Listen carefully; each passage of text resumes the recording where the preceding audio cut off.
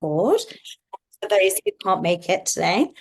But yes, first few bits of housekeeping. I'd love for you all to have the chat open so that you can connect with me, but also each other during the session.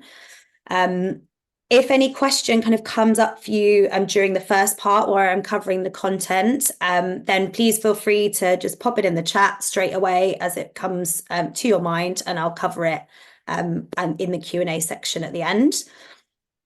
And lastly, I'd kind of really invite you to shut down your emails, you close other tabs, and put your phone on silent airplane mode, whatever vibe it's got, so that you can truly give yourself this time to focus on you, because we really deserve it in our busy lives.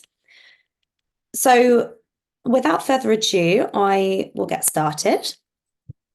So today we're going to be talking about overcoming overload. Now, I kind of refer to overload as what I call a two situation. So, when there's too much to get done, there's too many problems to tackle, time's going too fast for us to keep up with everything. We're feeling like we've got too much on our shoulders, too many burdens, and we're being pushed too much or too far with too many demands. Who here has kind of felt that feeling of like there is too much on my plate right now that I can cope with, more than I can cope with, or perhaps feeling like you're on that hamster wheel that is going too fast and it seems to only be getting faster and faster and faster. Type a yes in the chat, or give me a nod on screen if that is something that resonates. Yeah, I hear you, Danny. That to-do list, ugh, yuck. So yeah, this too much, kind of too fast feeling is really, at the antithesis of balance and calm. So some of you will know I like to use analogies because it kind of helps me visualize these things. But for me, it's like a ship. When you're feeling overwhelmed and overloaded, it's like there's strong winds coming from different directions, buffeting the ship around, throwing loads of volume of water onto the deck, and it's making that ship feel like it's tipping to one side and it's starting to sink. And sometimes it can really feel, how in this kind of environment can I find that elusive balance? And sustained overload can also really kind of lead us towards a place of overwhelm as well. Now, I kind of looked up, if you want to Google overwhelm, first off, you'll get the kind of Oxford Dictionary definition, which has three distinct definitions around the verb to overwhelm. So one of them is being buried or drowned beneath a mass of something. Another one is having a strong emotional effect. And the other is kind of feeling totally defeated. Now, as a result of being overloaded, personally, I think I felt all three types of that overwhelm at one point or another.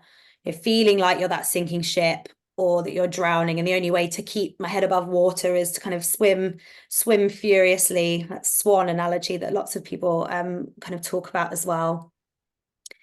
I've also kind of had that space where you just have really strong emotional reactions to even the smallest of thing, like anger, frustration, sadness, just over the smallest thing. Or also feeling kind of like totally defeated, that like, oh my God, I can't even handle any of this, any of the things on my plate. Even those small tasks feel really insurmountable. Again, if any of those feelings kind of resonate, let me know by putting a yes in the chat, if that's something that at some point or other, you might have experienced. Yeah, I hear you.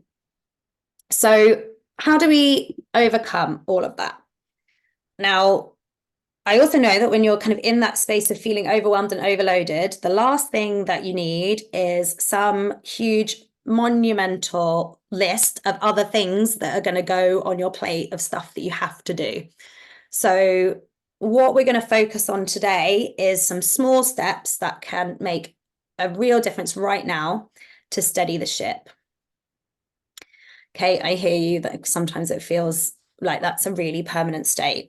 I absolutely hear you. I've been there for sure. And so hopefully these kind of the 3 C's that I'm going to talk about now for overcoming overload, hopefully that will help. alleviate some of that feeling. So I'm just going to share my screen very quickly. Okay, just move you all to the center so I can see your lovely faces. There we are. So the first kind of C is about control. Now, this is really about focusing your energy on what you can control. Now, the stresses that cause us to become overloaded can come at us from all areas of life, work, family life, social life, society at large. And unfortunately, the reality is that no matter how awesome you are, which I know that you all are, there are some things that are kind of impacting that mental load that are things you can't control. So I like to call it these two different types of stressors. So one, the withins, i.e. those things that are something that you can do something about, and the beyonds. So those things that are beyond your control. Some examples of kind of those beyond things from my personal experience and the experiences I see my clients having, your bosses or your clients' attitudes, other people's responses or reactions to you putting boundaries in place, big social things like the patriarchy, things that have happened in the past, big global pandemics. These are things that we're aware of, but we can't control them. So I'm not saying that we can ignore these things forever, but we have to be realistic. Your capacity, everyone's capacity, is a finite resource. So to overcome overwhelm, it's most impactful to use your capacity to tackle those withins. So focusing where you can make a difference on how you're feeling in the here and now, and using that effort to make a tangible difference. So focusing on the things that you can control will actually yield some results rather than kind of leave you continuing like you're feeling like you're swimming upstream.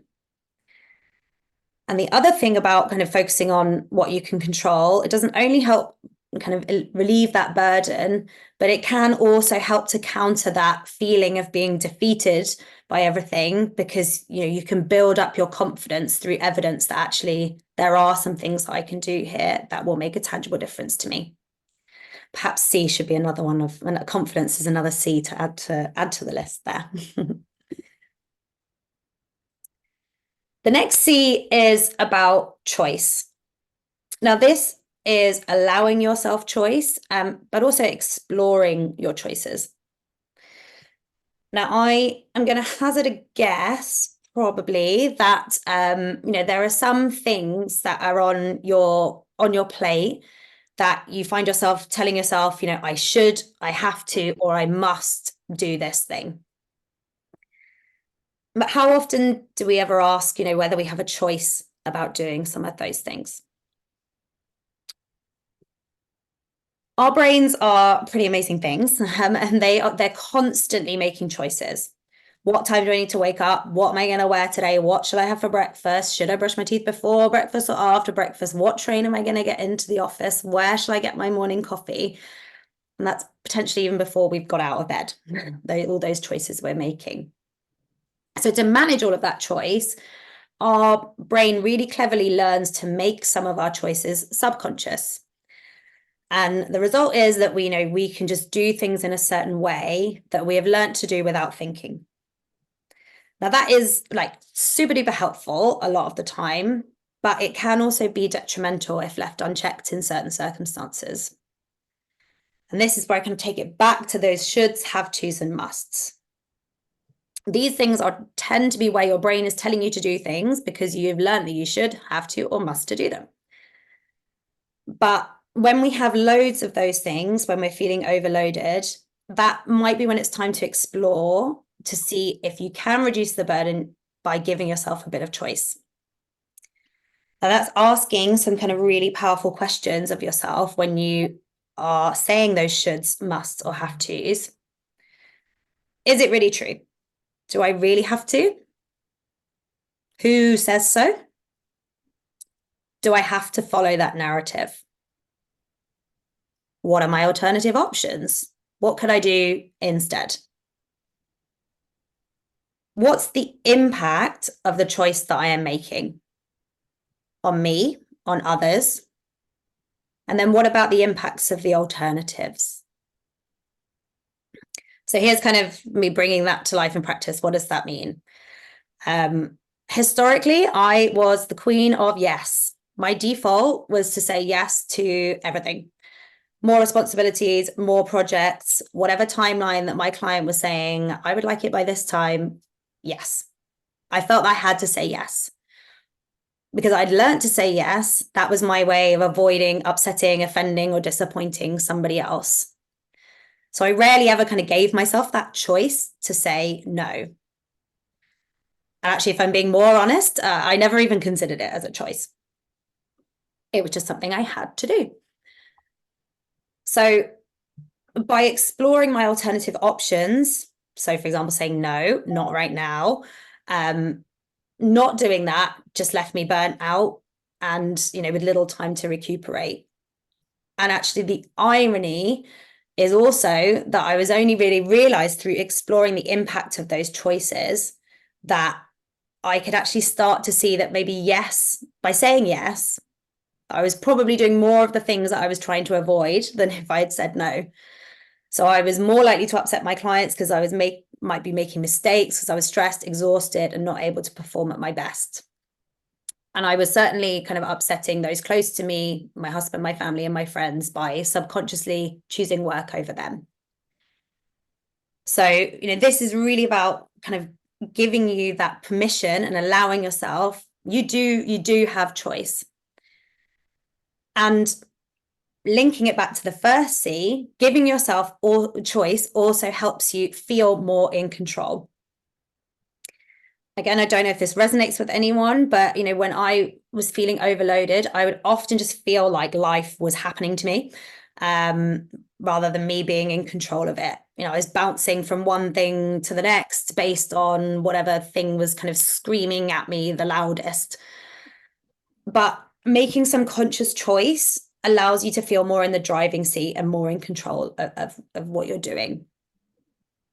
Kind of being at the helm of your wiggling ship.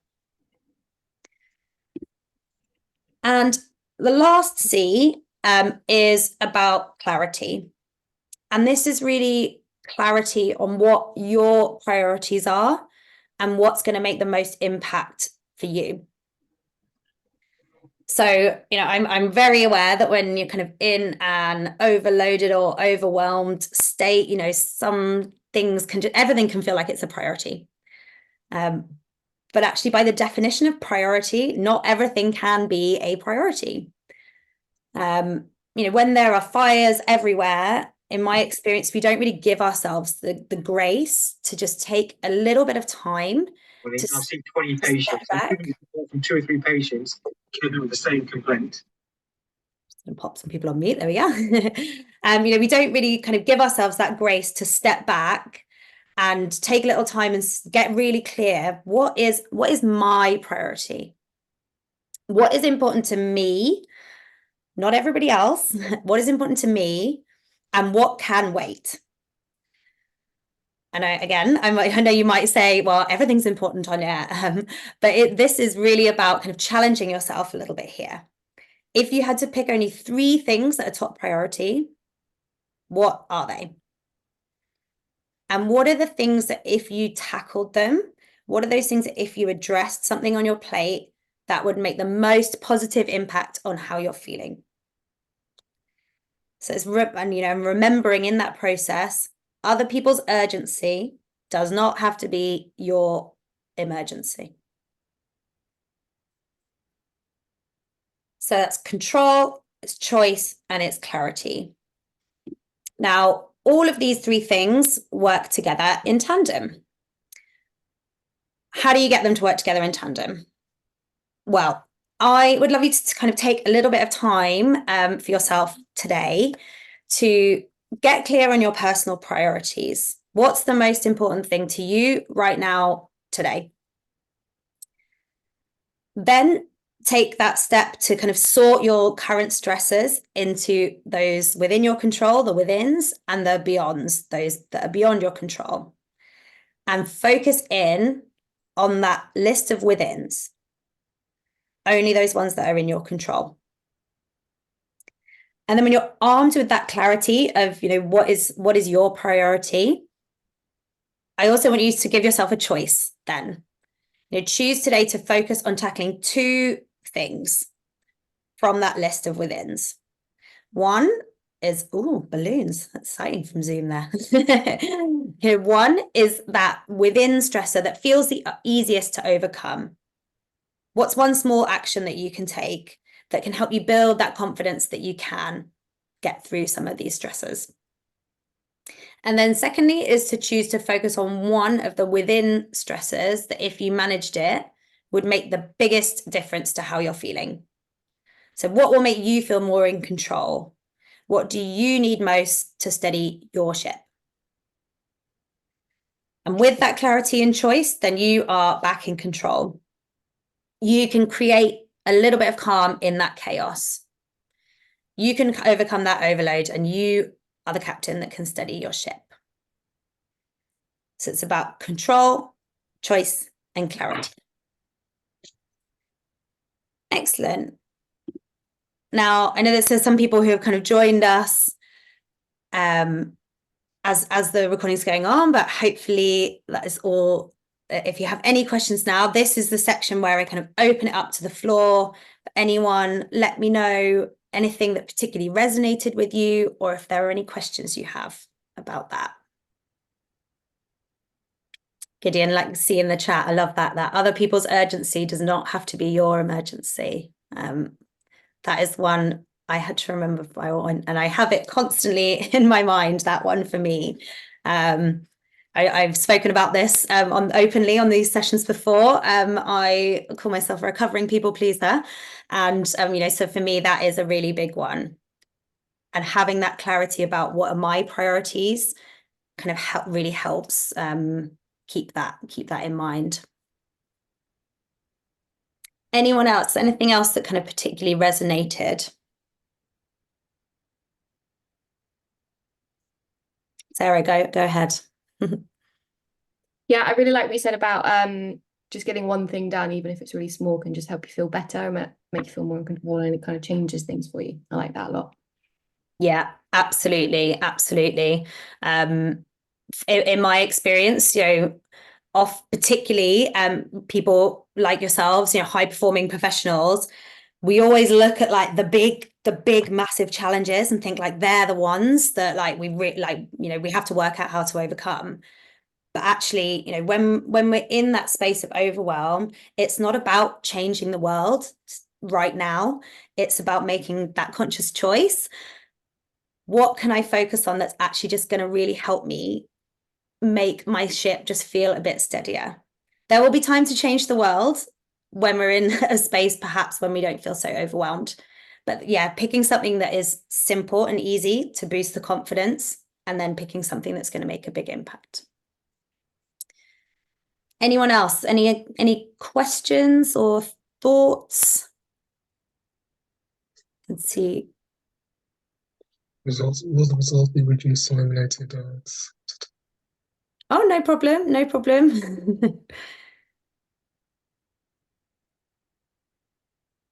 Daddy, I'm just gonna, so we can see you've popped in the chat. We had a discussion about wellbeing and priorities at work, and I think feeling empowered to do that is so important. Yes. The questions and framework use is great exercise for me to do in those moments. Brilliant. Glad to hear it, Danny. Just taking a minute to slow down and ask myself these questions will be so helpful. It's so true. Possibly one of the biggest things I would say that, I find myself helping my clients with in particular is just giving yourself that grace to take a minute, to just take a minute, particularly when you feel overwhelmed and, overloaded. Often we're like, I need to do things. Go ahead, Danny. Oh no, I was just going to say, like just major +1 to what you're saying, because I think often it's in that moment of overwhelm where you think, you know what, this is so overwhelming that I don't even know how to respond in this instance. But actually, if you have, like for me, I've come up with like a one-liner now, so that I know when I'm feeling overwhelmed in a meeting, this is like the line that I say, so that I'm able to step away. So whether it's just, okay, can we just pause this for a second? I need to like either reflect on that or review that, or I'm not going to be able to answer that for you right now. is sometimes what I say as well. So I think sometimes it's developing your own language around how you give yourself that grace and space is also really important. Absolutely. I really agree with you about that language piece too. Because again, I don't know if this resonates with anyone. You can tell me in the chat, but one of the things I would find would, make me even more emotional when I was in, or feeling of overwhelm when I was in that space, is somebody else saying, oh, just do blah, like as though making it sound really easy, like just do this or just do that. Or just take a minute, which if that's your language, then great. But if that's not a statement that's going to serve you in that moment and make you feel comfortable with the choice that you're taking to step back, then it can fall on deaf ears. And again, kind of going back to talking about those shoulds and musts and have tos, again, if we're telling, these are things that we're telling ourselves, if somebody else just goes, well, yeah, but you just don't have to do that. A lot of the time I find that doesn't land with me, because I'm like, yeah, but you don't understand why. You don't understand why I don't have to. But actually, a lot of the time I probably didn't understand why I was saying that I had to either.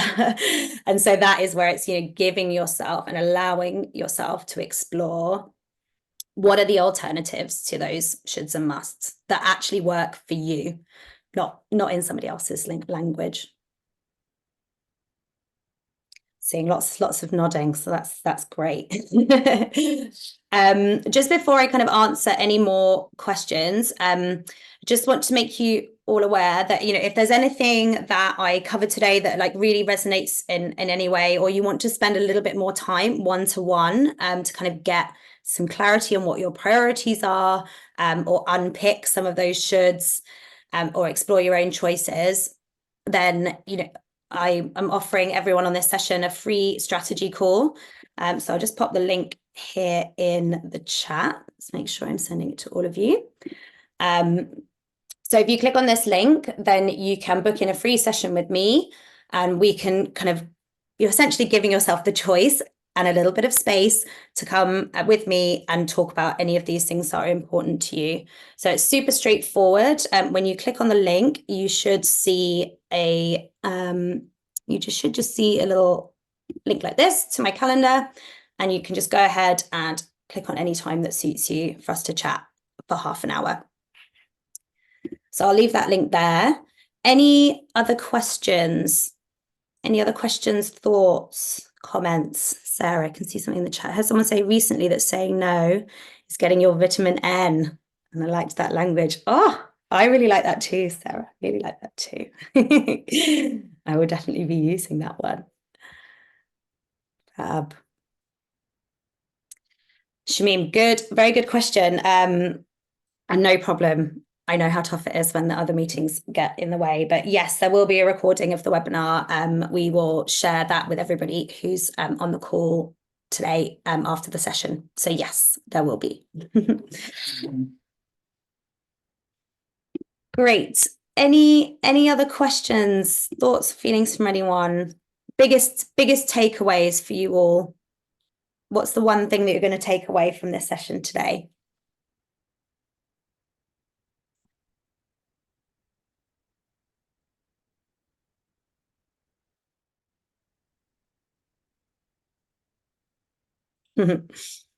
Yes, Shamim, I like. Lots of people liking that. Yeah, I second that as well. Yeah, absolutely. Another one, if different language, but someone that I used to work with also once said to me this lovely phrase, "Not my circus, not my monkeys," which I was, if that's your vibe too, I quite like that one. Yeah, love that, Sarah. Looking at things I can actually control, little things you can tackle, little things can build that confidence. Yes, Ashna, learning to say no professionally might be of interest to you. The next one of these webinars that I'm doing is all about kind of setting boundaries and ones that help your reputation rather than harm them. That is hard. Learning to say no professionally, as I mentioned, was a particular challenge for me.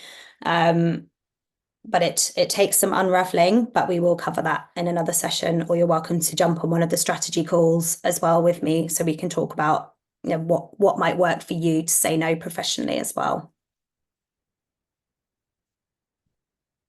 Brill, any other kind of lasting thoughts, feelings? Yes, Ankit, it is hard to say no. It's really difficult. I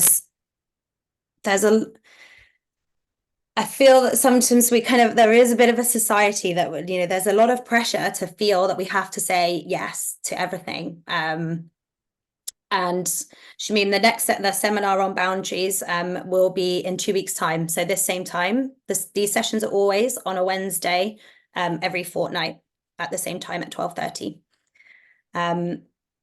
Things to think about on the saying no piece, but the biggest thing for me was really thinking about in always saying yes, what am I actually saying no to? Because every time you say yes, you are saying no to something else.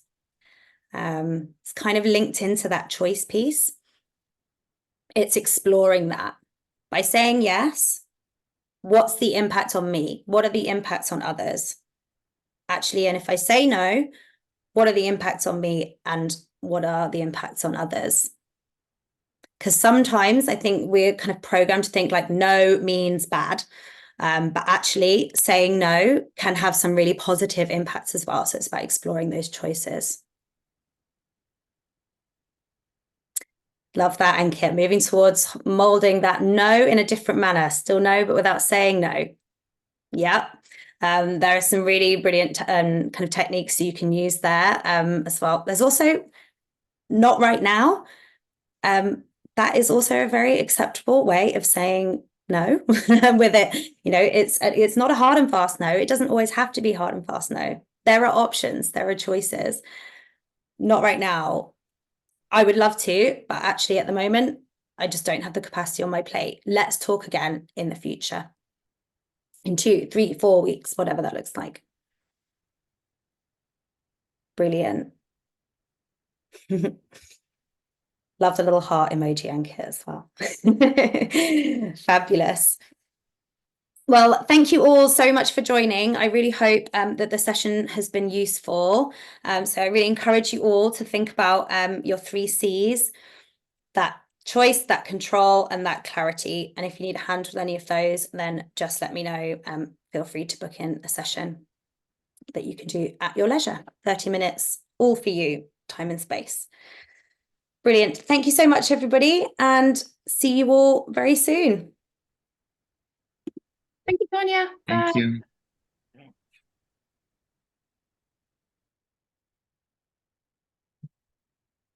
No worries, Kate. I know that you can't always join all of them, but lovely to hopefully see you again. And if a strategy session is something that feels helpful, then let me know.